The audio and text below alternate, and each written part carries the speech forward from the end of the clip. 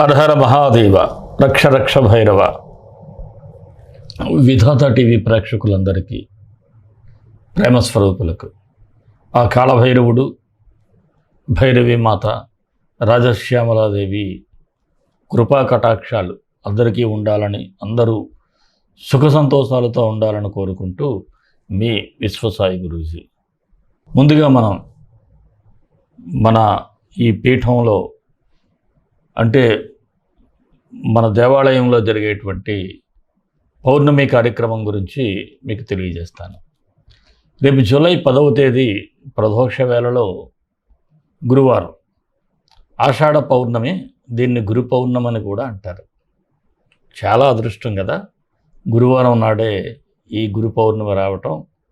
గురువులని సత్కరించుకునే రోజు, గురువు యొక్క రుణాన్ని తీర్చుకునే రోజు, ఆ గురువులను పూజించటం ద్వారా, ఆ గురువులను సేవించటం ద్వారా మంచి ఫలితాలు పొందేటువంటి రోజు ఈ గురు పౌర్ణమి. దీన్నే వ్యాస పౌర్ణమి అని కూడా అంటారు. మనం ఆ రోజు వ్యాసుడికి పూజ కూడా చేస్తారు. మరి ఈ పౌర్ణమి రోజు చాలా విశేషం ఏమిటంటే, కాళభైరవుడు కాలానికి అధిపతిగా, పంచభూతాలకి అధిపతిగా, ఒక గురువుగా శనీశ్వరునికి శని యొక్క ఈతి బాధలన్నీ తొలగాలని, అలాగే పరమశివుడు దక్షిణామూర్తి రూపంలో ఒక గురువుగా, ఇలా మనం అనేక రూపాల్లో ఆ శివుడు భైరవుడిగా, దక్షిణామూర్తిగా మనకి దర్శనమిచ్చి ఆ రోజు అనేక వరాలను ప్రాప్తించేటువంటి రోజు. అందువలన ఇక్కడ ఎప్పట్లాగే మనం యాగాన్ని, రాజశ్యామల సమేత మహాకాళభైరవ హోమాన్ని జరుపుకుంటాం. అందరూ కూడా పరోక్షంగా పాల్గొని, అలాగే వివరాలు కూడా కావాలి అనుకునేవారు స్క్రీన్ మీద స్క్రోల్ అవుతున్నటువంటి నెంబర్కి మీరు వాట్సాప్ మెసేజ్ చేసినట్లయితే మీకు వివరాలు తెలియజేయబడతాయి. అలాగే ముఖ్యంగా ఇక్కడ గోసేవ జరుగుతుంది. గోమాతలను సేవించటం, గోమాతలను రక్షించటం కోసం మనం కొంత సేవా కార్యక్రమం, అలాగే గోమాతలకి పూజా కార్యక్రమాలు జరుగుతున్నాయి. అన్నప్రసాద సేవ కూడా జరుగుతుంది. ఇక ఈ హోమంలో పాల్గొనే వారికి ప్రసాదం, విభూది కూడా మీ ఇంటికి పోస్టల్ ద్వారా అందజేయబడుతుంది. మీరందరూ కూడా ఇందులో చక్కగా పాల్గొని అందరూ ఆ స్వామి ఆశీస్సులు పొందుతారని. స్ఫటిక శివలింగేశ్వరునికి అభిషేకం కూడా చాలా విశేషం. అలాంటి విశేషమైనటువంటి అభిషేకంలో మీరు పరోక్షంగా పాల్గొని మంచి దీవెనలు అందుకోవాలని మనస్ఫూర్తిగా కోరుకుంటున్నాను. అలాగే మీకు మన దేవాలయం తెరిచే వేళలు కానీ, తెరిచే రోజులు కానీ ఎప్పటికప్పుడు కమ్యూనిటీ పోస్ట్లో కూడా పెట్టి తెలియచేయటం జరుగుతుంది. మీరందరూ కూడా చూడండి. ఇక రెమెడీస్ విషయంలో చాలామంది అడుగుతున్నారు. మీరు వీడియో చివరి వరకు చూసినట్లయితే ప్రతి వీడియోలో కూడా మీకు రెమెడీస్ తెలియచేయబడతాయి.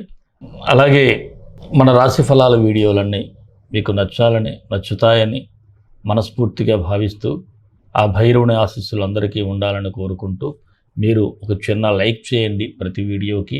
అలాగే ఎవరైనా మన ఛానల్ సబ్స్క్రైబ్ చేసుకోకపోతే సబ్స్క్రైబ్ చేసుకోండి. అందరికీ షేర్ చేసి ఈ యొక్క ఒక అద్భుతమైనటువంటి కార్యక్రమంలో మీరు పాలు పంచుకుంటారని మనస్ఫూర్తిగా కోరుకుంటూ రాశి ఫలాల్లోకి వెళ్ళిపోదాం. మీనరాశి, జూలై 1 నుంచి 15 వరకు ఈ రాశి వారికి సూచనలు, సలహాలు. చాలా బాగుందండి. 90% రిజల్ట్ కనపడతా ఉంది మీకైతే. ఎందుకంటే మీకున్నటువంటి నెగిటివ్ టైంలో చాలామంది మిమ్మల్ని ఇబ్బందులు పెడతా ఉంటారు. మీ మంచితనాన్ని అలసుగా తీసుకుంటాం. ఇలాంటి బాధలు పెట్టే వారందరికీ కూడా మంచి టిట్ ఫర్ టాట్లా ఉంటారు. ఇప్పుడు బుద్ధి చెప్పేటువంటి సూచనలు అయితే ఉన్నాయి. అలాగే కొన్ని సందర్భాల్లో మీ ఆలోచన విధానం, మీ ప్రవర్తన కూడా కాస్త అందరికీ ఆశ్చర్యంగా ఉండటం, ఒక రోల్ మోడల్గా ఉండటం, ఏంటి ఎంత మెచ్యూర్గా ఉంటున్నారు వీళ్ళు అనేటువంటి ప్రశంసలు కూడా మీకు లభిస్తూ ఉంటాయి.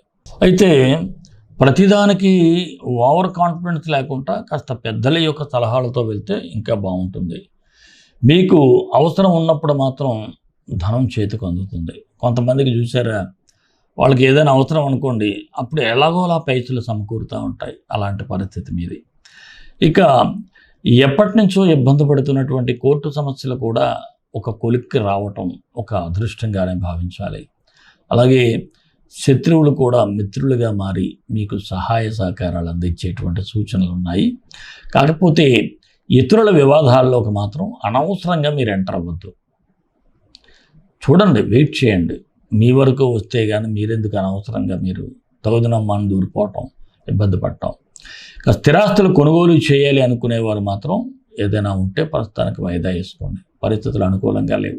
గృహ నిర్మాణాలు చేసేవారికి కాస్త స్పీడ్గానే పూర్తవుతాయి. రుణ ప్రయత్నాలు అయితే ఫలిస్తూ ఉంటాయి. దూర ప్రయాణాలు ఏదైనా ఉంటే వాయిదా వేసుకుంటే చాలా మంచిది. అలాగే కొన్ని పనులు మీకు ఇష్టం ఉన్నా లేకపోయినా అతి కష్టంగా మీరు చేయాల్సి ఉంటుంది. ఆ పనుల్లో వేలు పెట్టాల్సినటువంటి పరిస్థితులు కుటుంబ పరంగా కావచ్చు, లేకపోతే స్నేహపరంగా కూడా ఉంటాయి. ఇక నిరుద్యోగులకైతే కాస్త సానుకూలంగా ఉంది. మీరు ప్రయత్నాలు చేయండి, ఫలిస్తాయి. ఇక రాజకీయ నాయకులకైతే మిశ్రమ ఫలితాలే ఉన్నాయి. ప్రత్యర్థుల విషయంలో కొద్దిగా జాగ్రత్తగా ఉండాలి. ఉద్యోగస్తులకైతే బాగుంది.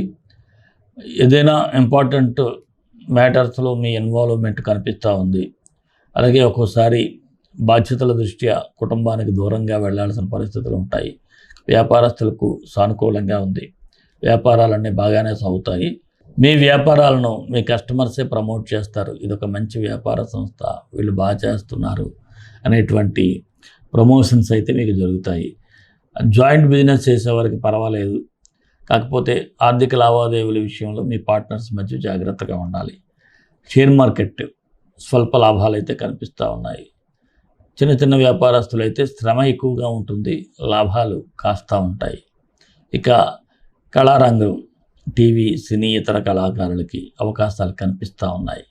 ఆరోగ్యపరంగా చూసినట్లయితే పెద్దగా భయపడాల్సిన పని లేదు, కానీ వాతావరణ మార్పులకు తగ్గట్టు చిన్నపాటి ఇబ్బందులు ఉంటాయి. కాస్త కేర్ఫుల్గా ఉంటే చాలు.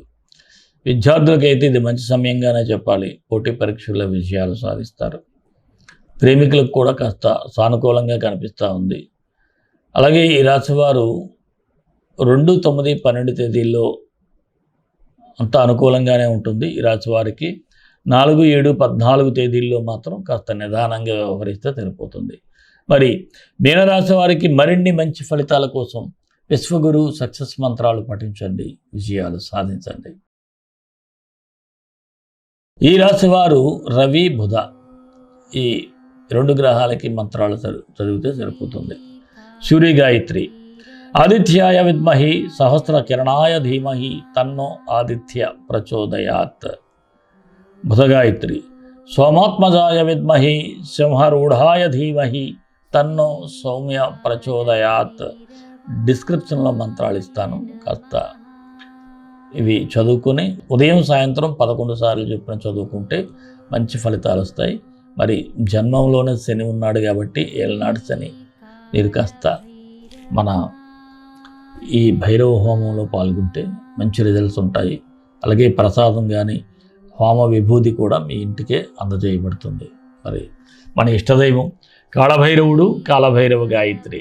కాళాయ విద్మహే కాళాతీతాయ ధీమహి తన్నో కాళభైరవ ప్రచోదయాత్. సర్వే జనా సుఖినో భవంతు, లోక సమస్త సుఖినో భవంతు. దేశం కోసం, ధర్మం కోసం, భారతీయ సంస్కృతి విలువల కోసం పాటుపడదాం. స్వస్తి.